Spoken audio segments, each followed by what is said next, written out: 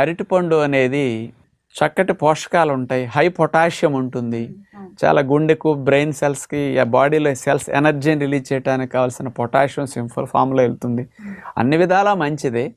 కానీ మనం పండ్లను మానేస్తున్నామంటే ఆరోగ్యానికి చాలా హాని కలుగుతుంది. అందుకని మనం బరువు పెరుగుతున్నామంటే దాన్ని పెరగకుండా తినే టెక్నిక్ తెలుసుకోవాలి. కానీ పండును మానేసామంటే శరీరానికి చాలా హాని అన్నమాట. ఇప్పుడు అది ఎట్లా నష్టం అంటే, అన్ని పండ్లు కాస్ట్లీ, సామాన్యులు కూడా కొనుక్కోలేరు, డబ్బులున్నోళ్ళు కొనుక్కోవచ్చు.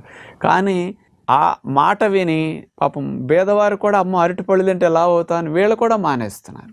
అంచేత అందులో ఎందుకు వద్దంటారంటే, అరటిపళ్ళు చాలామంది ఎక్కువ శక్తి ఉన్న పండు అరటిపండు.